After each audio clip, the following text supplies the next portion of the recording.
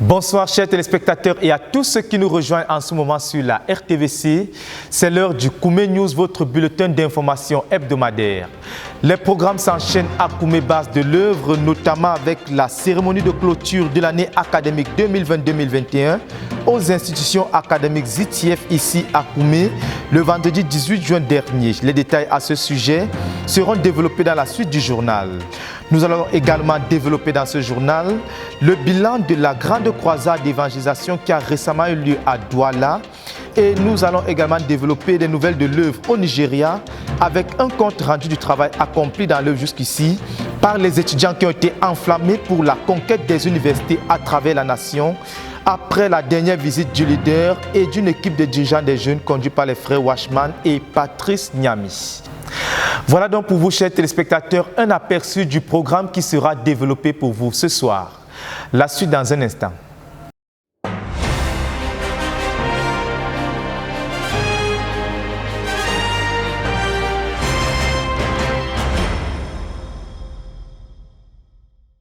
Nous ouvrons ce journal avec l'actualité dans les départements à la base, avec en première ligne les institutions académiques ZITIEF qui ont organisé le vendredi 18 juin dernier la cérémonie de clôture de l'année académique 2020-2021. Elle a été présidée par le directeur du quartier général, le frère Nicolas Akoua, représentant personnel du leader de la CMC à cette occasion. Cynthia Siaka nous propose dans ce reportage un bilan de la cérémonie. Le reportage. Le vendredi 18 juin 2021 a vu la cérémonie qui a marqué le terme de l'année scolaire 2020-2021 au complexe bilingue privé laïque ZITIEF. Le programme de la journée prend effet aux environs de 10 heures quand les élèves de la maternelle chantent l'hymne national camerounais. Une prestation suivie d'un chant de bienvenue des élèves du cours moyen 2 et classe 6 à l'attention des convives déjà présents sur les lieux. Au nombre des invités spéciaux à cet événement, le directeur du quartier général, le pasteur Nicolas Akoua, venu représenter le président de la fondation, le pasteur Théodore Andossé, la fondatrice Caroline Akoua, le pasteur Adjime Moses et le pasteur du centre de Tindamba, Polo Lighton. La cérémonie est meublée de prestations de la chorale,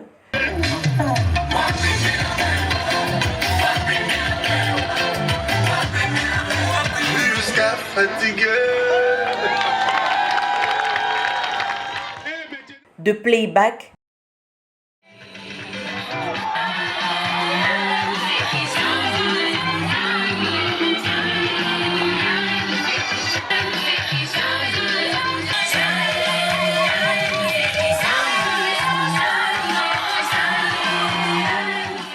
récitation, poèmes, débats pour ou contre de longues vacances, ainsi que d'activités artistiques.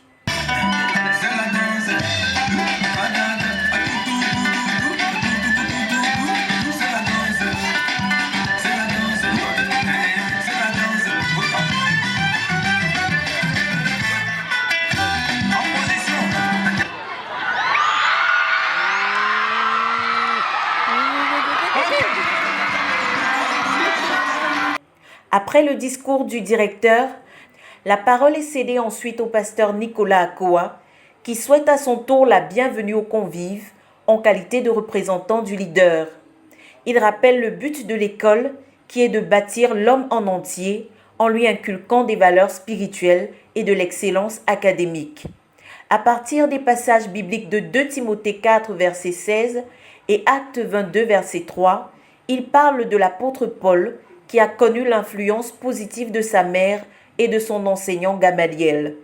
Il encourage de ce fait les parents à collaborer avec l'école pour que les valeurs qui sont inculquées à leurs enfants prennent tout leur sens, car, insiste-t-il, c'est ce qu'on est qu'on transmet à un enfant. Il est donc question d'évaluer les efforts qui ont été fournis jusqu'ici dans la formation de l'homme et la poursuite de l'excellence. Son propos annonce de ce fait la phase de remise des bourses. Cette année est spéciale, en ce sens qu'en dehors des élèves, tous les membres du staff du complexe ZITIEF ont également reçu des bourses pour féliciter leurs efforts au travail.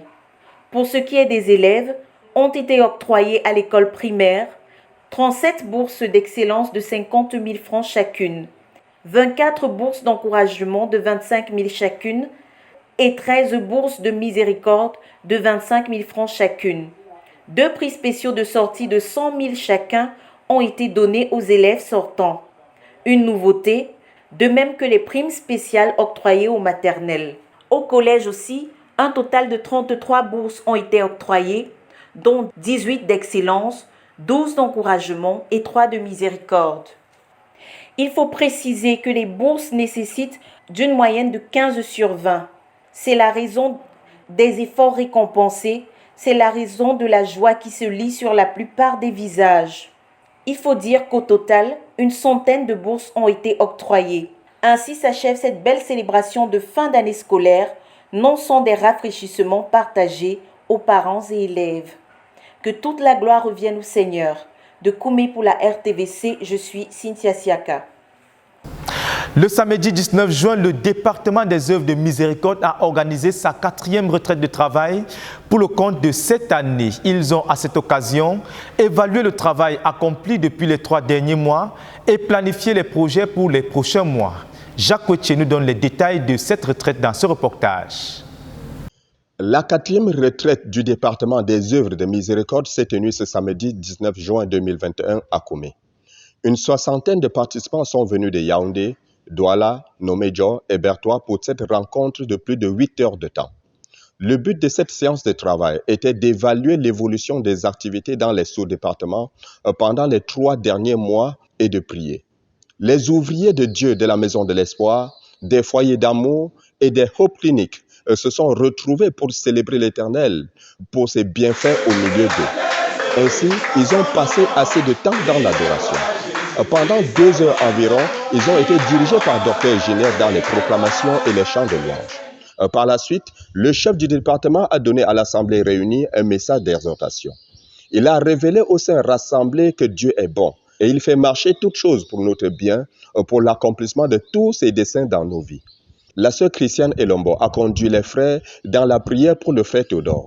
Ils ont géré sa protection quotidienne et son jeûne de 40 jours en cours. C'est après ce moment que les rapports proprement dits ont commencé. Le dirigeant de la Maison de l'Espoir a donné son rapport et a conduit les saints à intercéder pour leurs projets à venir. Le rapport des foyers d'amour a été donné par la sœur Christiane Elombo et l'Assemblée ont également intercédé pour eux. Le docteur Isaac Gwan a présenté le rapport de la Hope Clinic de Nomédjo. Dieu a béni la Hope Clinic de Nomédjo avec un électrocardiogramme. Un appareil qui donne l'état de santé d'un cœur en 30 secondes seulement. Et les saints ont adoré Dieu qui seul fait de grands prodiges. 3 personnes ont représenté le docteur Patrice Dankam, dirigeant de la Hope Clinic de Douala, empêché. Il y a eu par la suite les rapports de la Hope Clinic à la base à Koumé. Puis le service d'assistance par le chef de département lui-même. Enfin, le frère Isaac Gwan a conduit l'assemblée dans les prières générales. Cette rencontre s'est achevée vers 18h30 autour d'un délicieux repas prévu pour la circonstance. De Koumé pour la RTVC, Jacques Coutier. Le Centre de prière et de jeûne pour la conquête du monde poursuit avec acharnement son but de 45 sièges de prière pour le compte de l'année 2021. Ces 2 dernières semaines, ils en ont organisé les 19e et 20e sièges de prière avec comme fardeau principal de prier pour le leader et pour son but de la phase 3. Jacques Coutier nous en donne plus de détails dans ce reportage.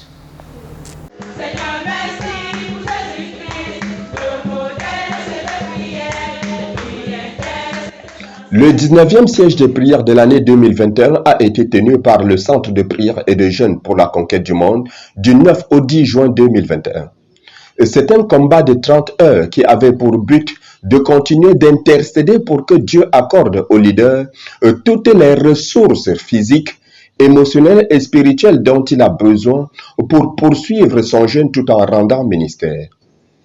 La sœur Esther et son élite se sont donc retrouvés au lieu habituel et ont directement engagé le combat de la prière par les proclamations, puis des cantiques de louange. Mais avant de poursuivre, ils ont accueilli 4 soldats venus pour la circonstance de Cotin. Tous ensemble, ils ont adoré Dieu avant de passer aux actions de grâce. La sœur Esther a par la suite conduit les combattants à crier à Dieu pour qu'il protège les enfants qui étaient en route pour l'Université mondiale de prière et de jeûne à Koumé. Mais avant d'élever à Dieu ce coup proprement dit, la sœur Esther a redéfini à l'Assemblée ce que c'est qu'un siège de prière. Elle a dit, je cite, « C'est une guerre. Elle a besoin, elle nécessite la résistance, la discipline, l'endurance. Ce n'est pas une réunion d'église où quelqu'un peut juste venir prier 2 heures ou 3 heures. C'est un moment pour se tenir avec Dieu pour l'accomplissement de son travail qu'il nous a donné. Avec ces paroles et bien d'autres, elle a encouragé ses guerriers de la prière à mettre le tout jusqu'à ce que Dieu remporte la victoire totale à l'issue de cette bataille. Le premier champ de bataille abordé, c'est le frère Théodore et son jeûne de 40 jours en cours. Ils ont combattu avec Dieu et insisté à plusieurs reprises pour qu'il fasse descendre sa puissance sur le leader pour accomplir des signes extraordinaires pendant qu'il rend ministère. Et que le Seigneur le conseille sur comment avancer avec la conquête des nations, avec la conjoncture actuelle. Avec la joie sur le visage, une pleine assurance, avec foi et avec élégance. La sœur Esther et les siens se sont tenus devant Dieu afin qu'il écoute et exauce les cris et aux supplications du frère Théodore pendant cette période de jeûne. Ce sujet de prière a été mis de côté pour amorcer le second champ de bataille, à savoir l'UMPJ des enfants en cours à Koumé. Le ministère de la parole, les interprètes, les interactions des orateurs avec les participants ont été réglées de façon consécutive. Enfin, ils sont revenus gérer les dernières touches mises dans le cœur de la dirigeante de la rencontre par le Saint-Esprit. Et Dieu a été fidèle.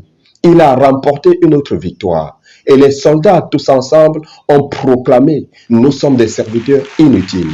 Nous avons fait ce qui nous a été ordonné de faire et nous sommes prêts pour la prochaine bataille. » À celui qui est assis sur le trône et à l'agneau, la gloire et la révérence pour ce siège de prière et son impact.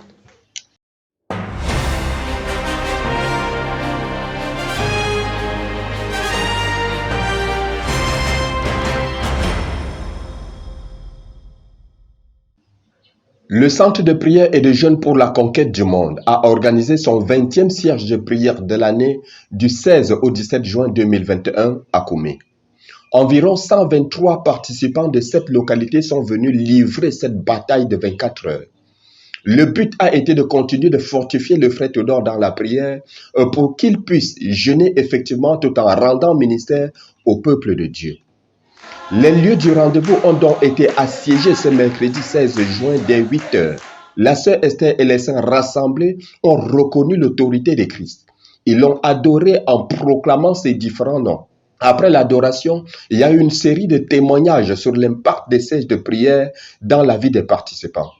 Et c'était un moment très important pour elle, pour réaliser ce que Dieu était en train de faire dans la vie de ses combattants et pour donner des conseils critiques à d'autres afin de les réaligner dans l'appel de Dieu dans leur vie. Immédiatement après cette phase, les saints réunis ont commencé à élever à Dieu le frère Théodore et son ministère à l'Université mondiale de prière et de jeûne des ministres de prière en cours à Ndumbi. Tous les aspects de cette rencontre ont fait l'objet d'une intercession fervente. Et puis, les saints sont revenus une fois de plus sur le leader et son jeûne de 40 jours en cours. À partir des sujets de prière déjà établis, des paroles prophétiques, la sœur Esther, les combattants avec elle se sont saisis de Dieu pour qu'il enrichisse le frère Théodore en Dieu. Un homme vaillant, un homme ayant des grands effectifs, de toutes sortes de richesses dont il a besoin pour son leadership en cette phase 3. Ils ont lutté avec Dieu pour la manifestation de la puissance spirituelle dans la vie du frère Théodore.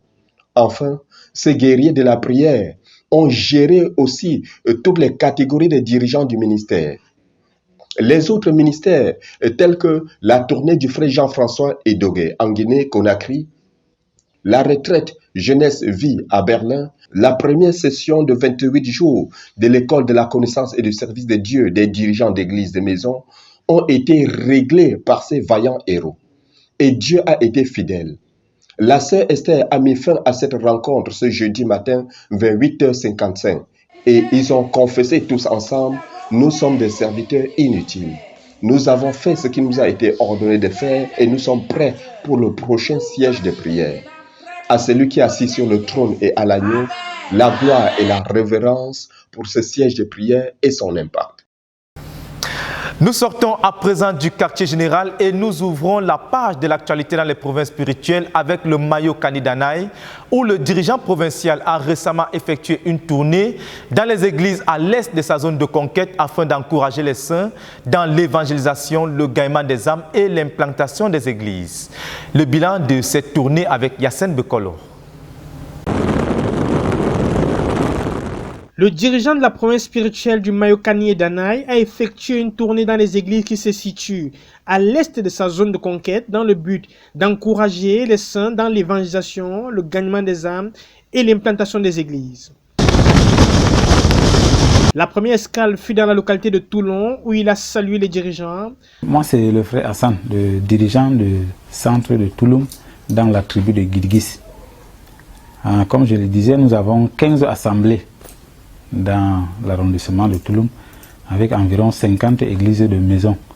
Nous avons déjà dans les assemblées plus de 2000 âmes assis dans l'église. Il y avait une fille qui était paralysée depuis 3 ans. Elle était à la maison. Quand sa grande sœur a cru, sa grande sœur a voulu l'amener à l'église, le papa a refusé. Nous sommes allés là-bas, il nous a même cherché. Mais nous avons décidé un jour, nous sommes allés là-bas. Nous avons prié la nuit. Le Saint-Esprit est même descendu et de la maison là, il y a comme un feu qui est sorti et tous les non-croyants qui étaient à côté en veulent. Et c'est comme ça qu'elle est là aujourd'hui, elle est à l'église. C'est elle qui anime même la chorale. Ensuite, il s'est rendu à Yagua, qui se trouve à 107 km de Kaélé.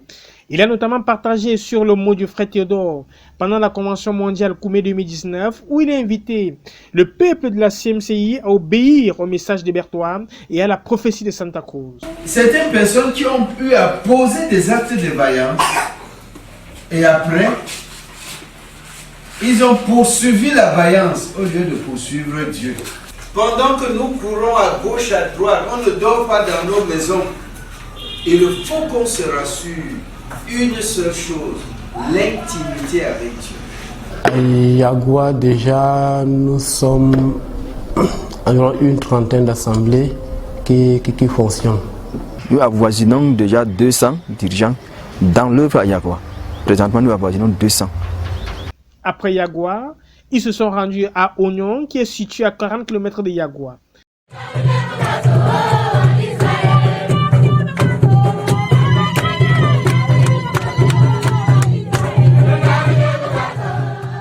En écoutant les comptes rendus liés à sa dernière visite dans cette localité, il y a eu de nouvelles assemblées qui ont été implantées, des foyers ont été restaurés et plusieurs malades ont été guéris. Une fois de plus, il a encouragé les saints à obéir au message des Bertois et à poursuivre l'obéissance à la prophétie de Santa Cruz.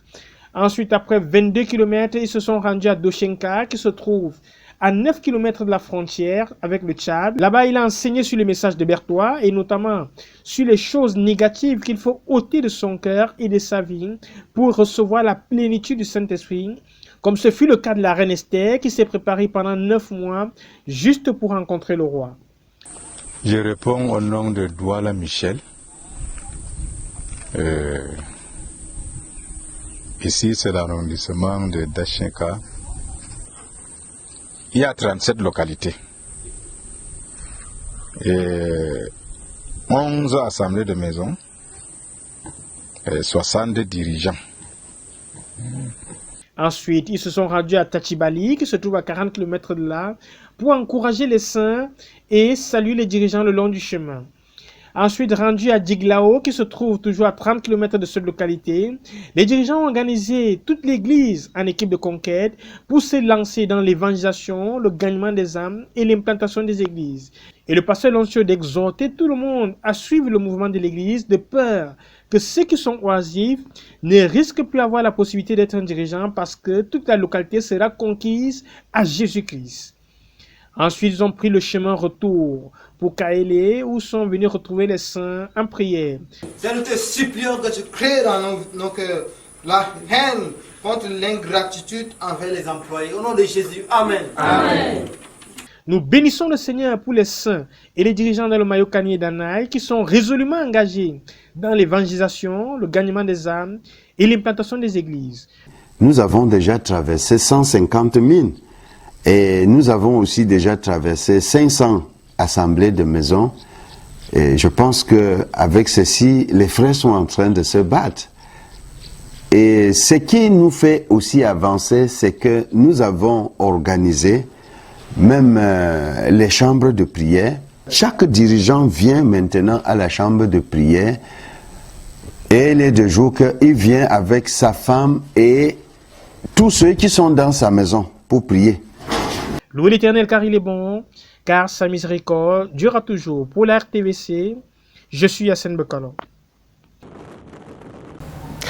Dans la province spirituelle de Douala, le frère Martin Fatélé et sa grande armée sont résolument engagés dans le gagnement des âmes, c'est afin d'accomplir le but de la phase 3, celui d'atteindre l'effectif de 200 000 disciples répartis dans 4 000 églises de maison. C'est ce qui a motivé la tenue du 14 au 20 juin dernier d'une vaste croisade d'évangélisation avec pour orateur principal le frère Joseph Ngandu. Le bilan en chiffres de cette croisade donné dans ce reportage par Yassine Bekolo. Le pasteur Martin Ambé Fatélé et l'église de Douala sont résolument engagés dans l'évangélisation, le gagnement des âmes et l'implantation des églises pour faciliter l'accomplissement du but de l'église qui est de gagner 200 000 âmes réparties dans 4 000 assemblées de maisons. C'est dans cette perspective qu'une croisade d'évangélisation a été organisée lundi 14 juin dernier au dimanche 20 juin 2021. Les jeunes de l'église de Douala se sont tenus avec le pasteur Joseph Ngandu pendant toute une semaine pour proclamer les oracles du Très-Haut.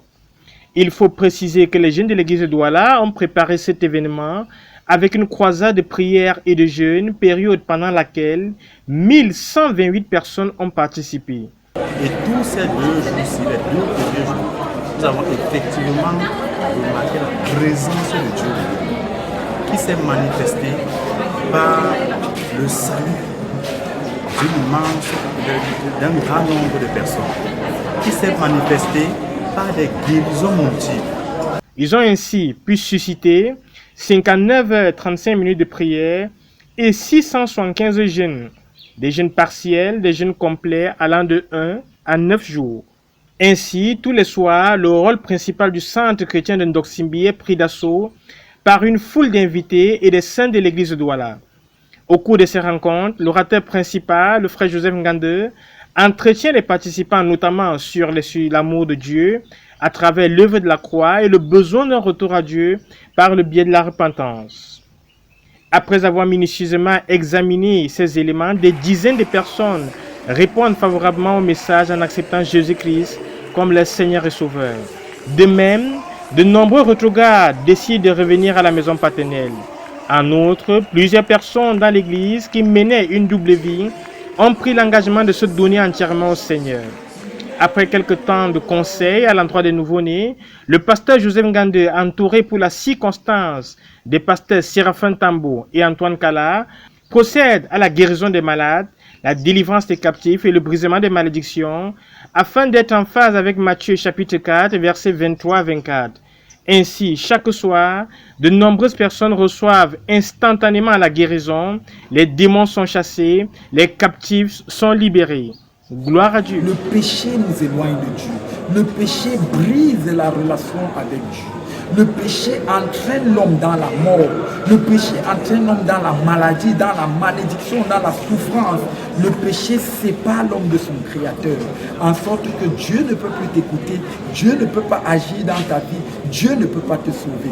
Mais lorsque tu acceptes l'amour du Seigneur Jésus-Christ et tu reçois le Seigneur Jésus-Christ dans ton cœur, tes péchés sont pardonnés, tu es purifié de tes péchés et l'emprise des maladies dans ta vie est brisée, l'emprise des malédictions dans ta vie est brisée, l'emprise des démons dans ta vie est détruite. Et c'est ce que nous avons vécu ce soir. nous avons eu une véritable manifestation de l'amour de Dieu, se déployant au milieu de nous ce soir pour le salut, pour la guérison, pour la délivrance. Comme récapitulatif, le premier jour de la campagne, 700 personnes étaient présentes, 81 personnes ont été sauvées, 36 personnes ont été guéries et 58 personnes ont été délivrées. Le deuxième jour, 1061 personnes ont honoré de l'invitation, 71 personnes ont été sauvées, 40 personnes ont été restaurées, 59 personnes ont été guéries et 28 personnes ont été délivrées. Le troisième jour, 1226 personnes étaient présentes, 103 personnes ont été sauvées, 12 personnes ont été restaurées, 35 personnes guéries, 43 personnes délivrées.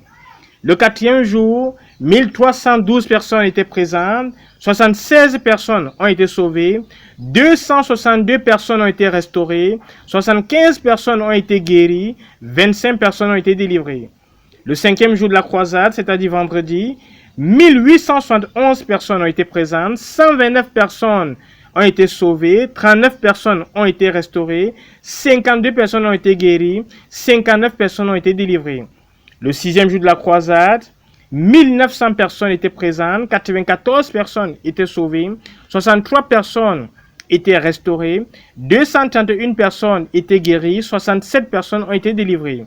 Le septième jour de la campagne d'évangélisation, 3000 personnes étaient présentes, 87 personnes ont été sauvées, 62 personnes ont été restaurées, 66 personnes ont été guéries, 22 personnes ont été délivrées. Donc, pour total, 11 000 personnes ont assisté à cette campagne d'évangélisation, 641 personnes ont été sauvées, 478 retrogrades sont revenus à Dieu, 554 personnes ont été guéries, 302 personnes ont été délivrées. Toujours pendant cette campagne, 236 livres chrétiens ont été vendus. 136 personnes ont été baptisées dans l'eau, 400 personnes ont été baptisées dans le Saint-Esprit, 200 personnes ont parlé une nouvelle langue et 100 personnes ont reçu un don du Saint-Esprit. Que pouvons-nous dire d'autre? Célébrer l'Éternel car il est bon, car sa miséricorde durera toujours. Pour la RTVC, je suis Yassine Bekolo.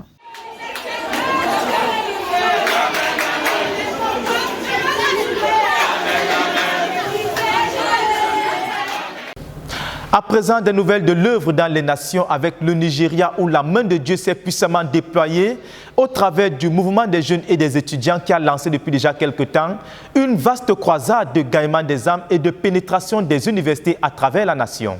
Après 40 jours de travail acharné, il est donc évident que l'œuvre de ce côté vient d'amorcer le point tournant promis par Dieu pour le Nigeria. Le reportage.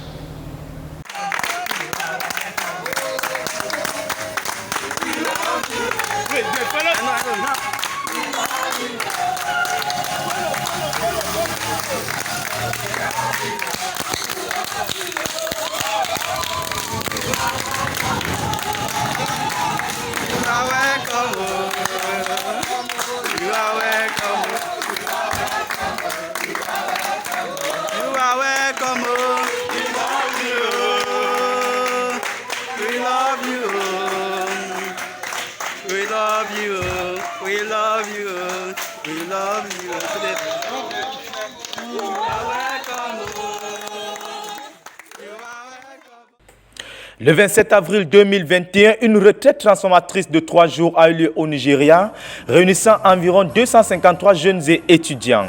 La rencontre a été organisée par une équipe de dirigeants des jeunes venant de l'Afrique du Sud, de la France, du Cameroun et du Nigeria.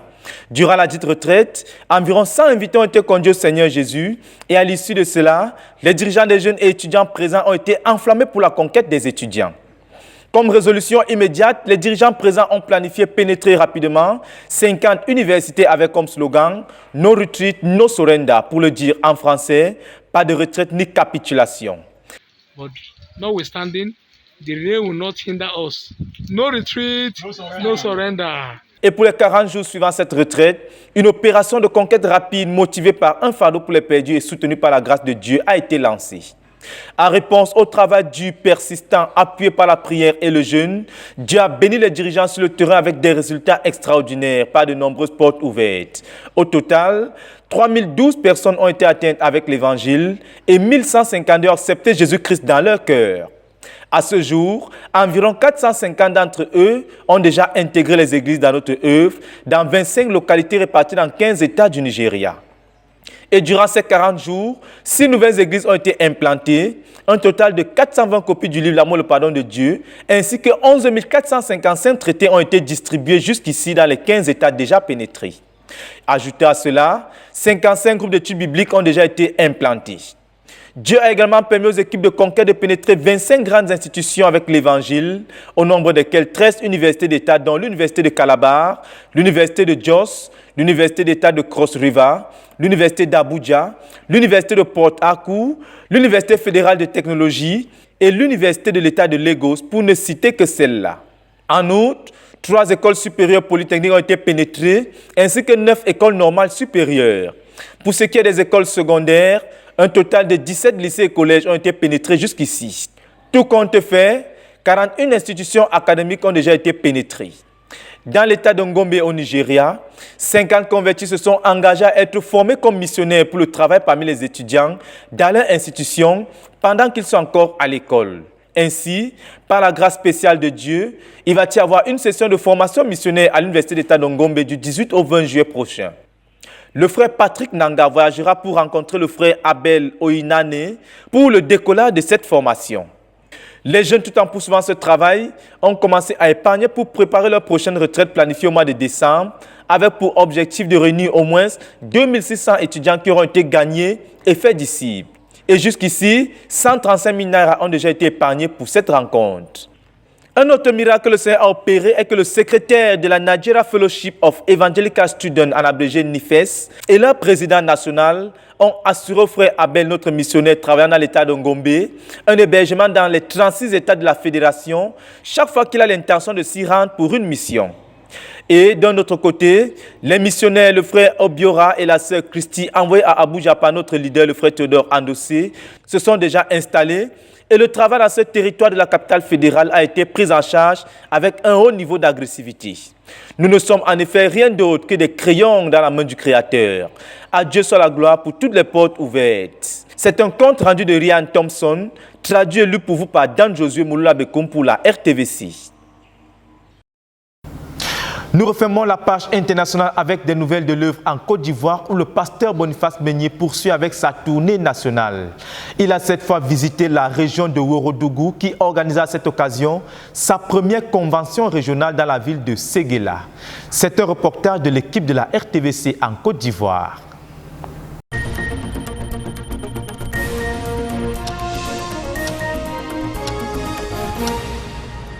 La ville de Séguéla, chef-lieu de la région du Ouorodougou, a accueilli le 13e voyage missionnaire effectué par le pasteur Boniface Meigné cette année 2021. 11e chef-lieu de région visité dans le cadre de cette tournée nationale d'édification, de salut, de guérison et de délivrance. Séguéla est située au nord de la Côte d'Ivoire, à 502 km d'Abidjan. La CNCI y est représentée depuis le 18 juin 2008 avec la venue du couple missionnaire Fabrice et Judith Kwame. À partir de la première assemblée implantée à Séguéla, l'église du Ouorodougou compte aujourd'hui 832 disciples pour 18 assemblées réparties dans 28 localités de la région avec un total de 12 missionnaires locaux. Ce sont plus de 500 frères venus de 24 localités qui ont reçu le ministère de la parole du pasteur Meigné qui a développé le thème « La conquête et les églises locales ». Message à travers lequel l'orateur a indiqué à l'église la place fondamentale du gagnement des âmes dans la vie de l'église locale. En effet, l'église en tant que l'ensemble des croyants en Christ ayant Jésus pour chef suprême est un instrument de Dieu pour conquérir le monde. Chaque membre dans l'église locale, à commencer par le dirigeant, doit ainsi être prioritairement un gagneur d'âmes, d'où la place importante de l'évangélisation en vue du gagnement des âmes dans les planifications de l'Église. Le succès de l'Église en tant que centre de coordination de la conquête dans toute localité dans laquelle elle est implantée passe aussi par un ministère pastoral de qualité. Le dirigeant doit œuvrer à protéger et fortifier le troupeau et même aller arracher les rétrogrades de la gueule du loup. Et surtout, il doit définir les objectifs clairs pour conduire le peuple de Dieu dans la conquête. Un message qui aura assurément un retentissement national dans le fruit qu'il portera dans l'Église, vu la présence de plusieurs de nos missionnaires régionaux et anciens de l'Église de Côte d'Ivoire à cette convention, ce qui a donné une dimension nationale à cette rencontre.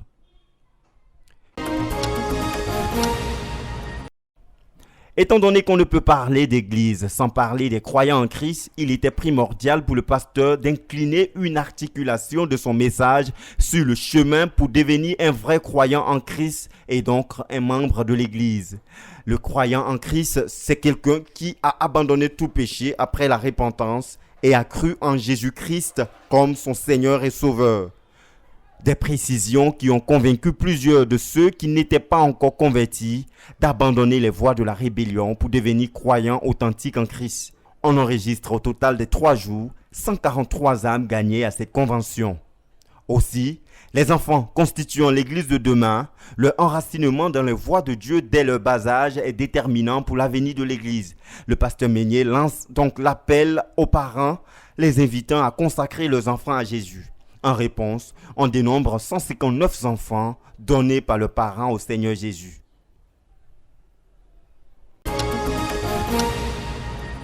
Plusieurs autres faits importants ont marqué cette convention régionale. Une armée de sémeurs venus de 14 régions de la nation ont assuré le ministère de la louange et ils ont aussi édifié l'église et proclamé l'évangile par les chants. Seigneur Jésus-Christ est la solution.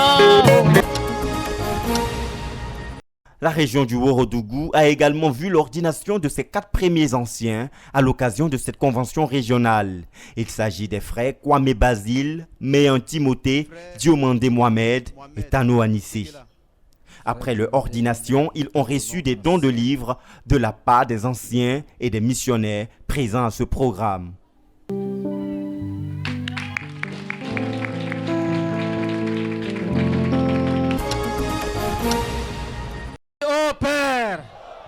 Proclamation prophétique, cri à Dieu et exercice de l'autorité contre les puissances démoniaques.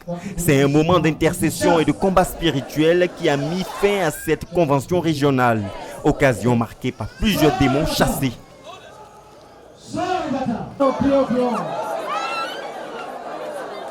Des malades instantanément guéris et des visions attestant l'œuvre de délivrance opérée par le Seigneur pendant ces moments d'intercession.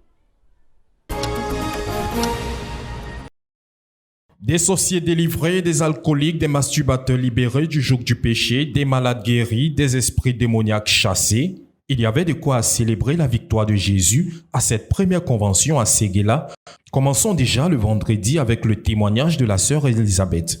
Cette jeune fille avait été initiée à la sorcellerie dès son enfance. Depuis lors, Elisabeth était dotée d'une puissance démoniaque avec laquelle elle se servait pour détruire les vies. Aussi oppressée régulièrement par les serpents, elle recherchait la délivrance jusqu'à ce qu'elle rencontre Jésus-Christ qui a fait d'elle un véritable enfant de Dieu. La nuit, j'ai fait un songe. Dans le songe, j'ai vu le genou. Il est venu et il m'a donné de lait à boire.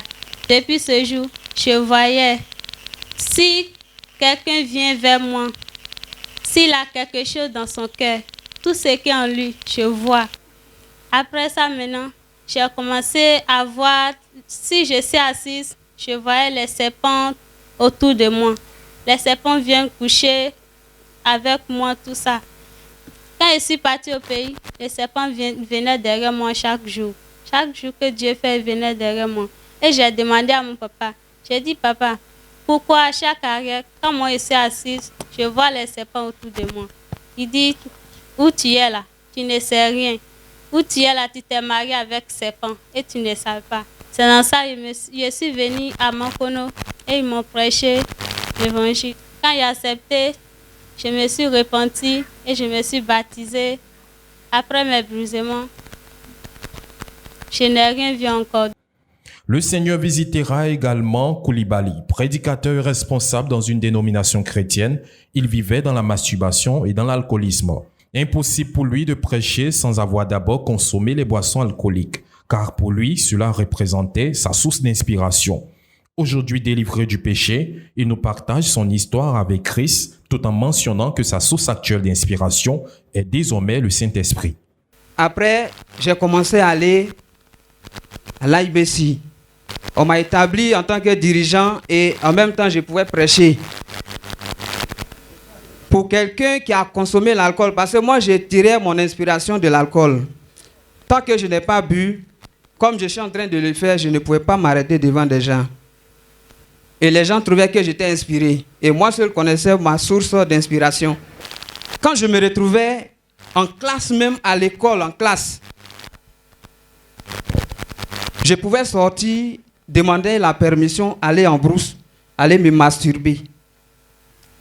Donc par jour, je pouvais faire cela au moins 3 à 4 fois. Et voici comme ça, un jour, j'étais assis à la maison après un dimanche. Et nous avons tous ensemble reçu la visite du missionnaire pasteur Béda, qui a beaucoup prêché. Et j'ai décidé de faire la vraie repentance. Donc tout ce que je faisais qui n'était pas bien devant Dieu, j'ai décidé ce jour d'arrêter tout. Le Seigneur a permis que je sois délivré. Définitivement. Offrande d'acclamation. Jusqu'aujourd'hui. Pluie de joie dans la matinée du samedi avec le témoignage de Tano Anissé. Ce gendarme qui vivait non seulement dans la débauche extrême, mais avait atteint un niveau très élevé de misère au point où il était très endetté. Ses nombreuses consultations chez les marabouts n'ont pas résolu son problème. Mais sa rencontre avec Jésus lui a permis de découvrir le vrai bonheur. J'étais livré à la vie de débauche. Vraiment, j'allais de maquis, la fornication. Et parce que moi, je recevais presque la moitié de mon salaire. Parce que j'avais pris des engagements dans les banques et les sociétés. Tellement je voulais vivre la vie de Louga, comme on le dit. Et vraiment très misérable, j'ai commencé à visiter les marabouts. Aller de marabout en marabout, cherchant le bonheur, le pouvoir d'achat. Et je me disais, chrétien, un an à l'église, parce que j'étais baptisé, confirmé au catholique. Et ma maman me parlait toujours de Jésus. Et une fois, j'ai contacté un marabout du Bénin et je lui ai demandé, est-ce que je peux vendre les parties de mon corps vraiment pour pouvoir avoir l'argent? Il m'a dit, je vais prendre ton bras droit. Il dit, non, là, c'est pas possible. Au moins, si tu es bras gauche, j'allais te donner mes bras droits, vraiment. Et vraiment, un jour, je me suis assis, il dit vraiment, est-ce qu'il expliquait tout le problème à ma maman? Et vraiment, peut-être pour m'aider. Elle m'a confié à un pasteur, le pasteur Thioman. J'ai fait ma repentance. Mon baptême, j'ai rencontré Jésus. Et le vrai bonheur, vraiment, je l'avais eu. Offrande d'acclamation. De mars 2019 jusqu'à aujourd'hui, l'alcool n'a jamais touché ma bouche. Et vraiment, le Seigneur m'a béni avec le mariage, avec une merveilleuse épouse, la sœur Aka Ama Gladys Andrea. Et voici, les autres? Écoutez. Les autres filles, vraiment, je les ai oubliées. J'ai supprimé leurs contacts aujourd'hui, je ne sais plus où elles sont. Parce que je suis en Jésus.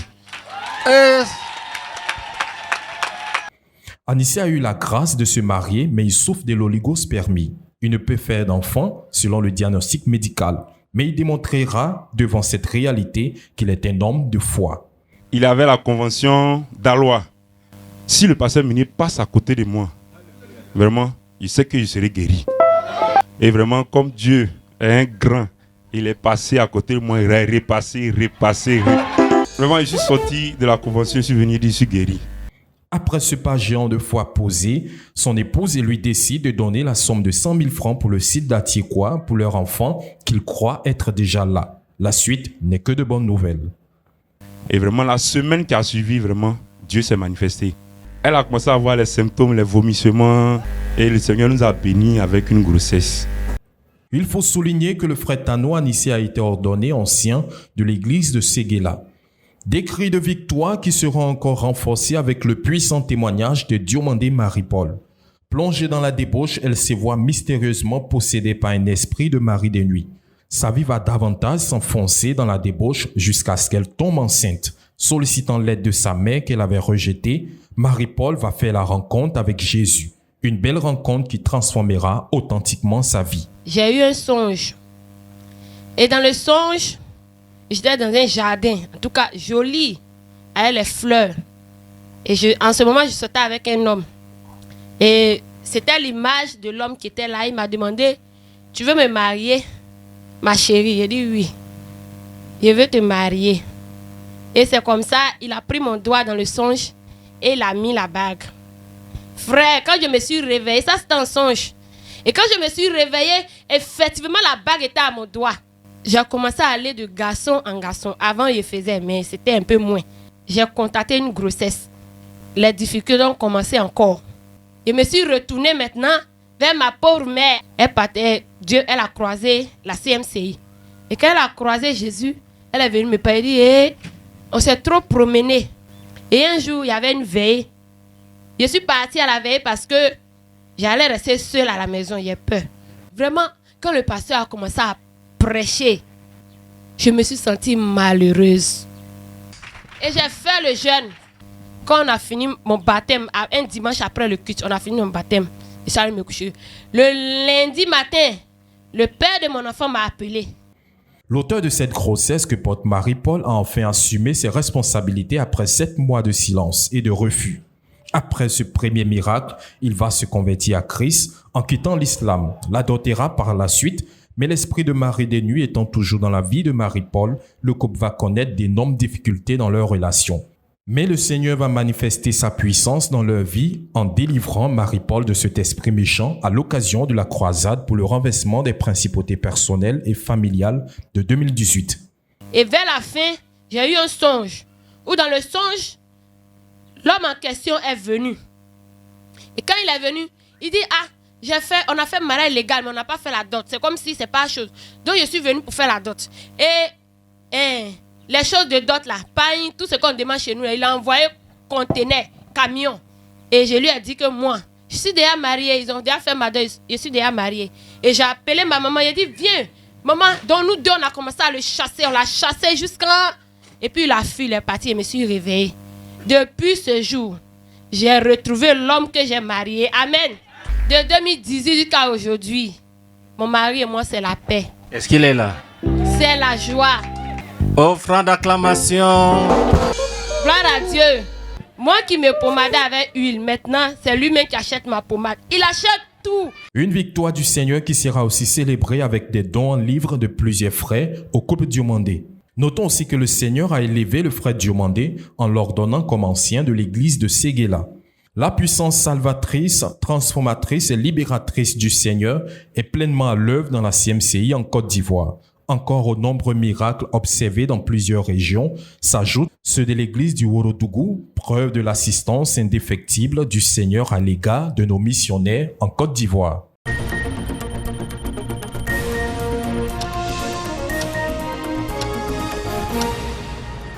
Avant de refermer ce journal, il est important de mentionner le démarrage le lundi 21 juin dernier de la première session spéciale de l'école de la connaissance et du service de Dieu pour les dirigeants des églises de maison de notre ministère. À ce jour, 102 étudiants venant de 4 nations sont déjà présents sur le campus, au nombre desquels la France, la Guinée équatoriale, le Mali et le Cameroun.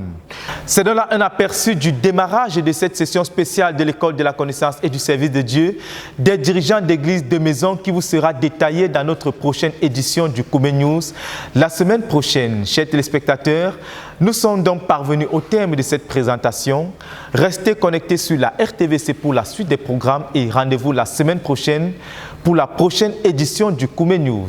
Que Dieu vous bénisse.